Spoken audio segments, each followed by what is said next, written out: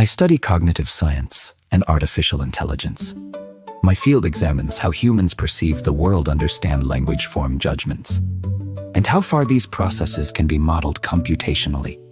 We construct meaning by anticipating context, inferring intention, and comparing new information with past experience. Studying language, therefore, also means studying cognition itself. What interests me most is not how intelligent AI has become, but how AI and social media algorithms are reshaping human attention, emotion, preference, and judgment. While scrolling through social media, I came across episode 3 of曲がり角で始まる恋, a short musical series by Not Lane.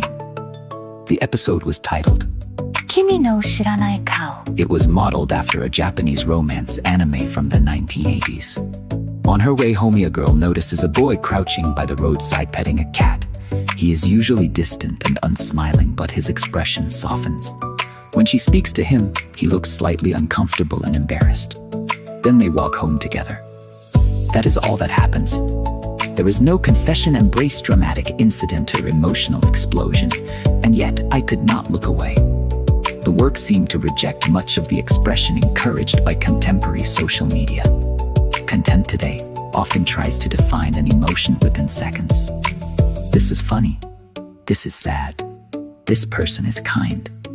These two people are in love. By leading viewers to a quick conclusion, the content tries to prevent them from leaving. But 君の知らない顔. does not rush toward a conclusion. The girl does not say, he was actually kind all along. Even at the end she sings, it is not exactly kindness, but it is not coldness either. From a cognitive perspective, this is remarkably interesting.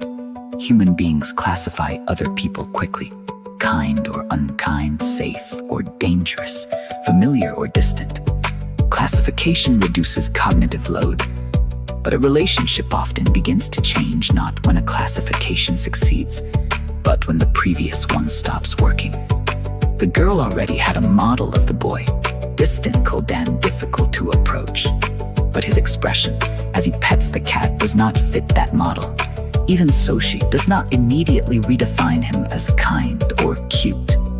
She simply recognizes that she has seen a side of him she did not know. This suspension of judgment brings them closer. Social media algorithms are designed to hold attention, and therefore tend to resist uncertainty. Things whose meaning is unclear, whose emotional direction is ambiguous, or which do not provide an immediate reward, are often replaced before their value can emerge. But the romantic feeling in this work does not become definite immediately. He looked a little different. For some reason that made me happy, he felt a little closer. I felt a little relieved. Every change is small. Social media tends to prioritize high-intensity emotions: anger, surprise, excitement, fear, and immediate laughter.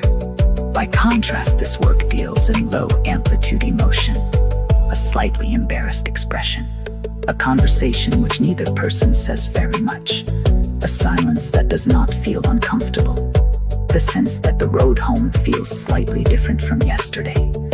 These signals are difficult to measure as data, and yet when people begin to fall for someone, it is often these small details that remain in memory.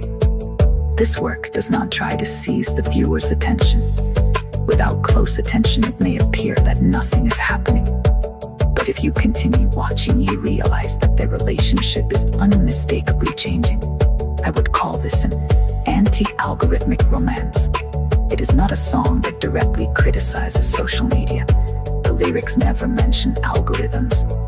And yet the way time moves within the work is the opposite of the way social media demands that time should move. It does not assign meaning immediately.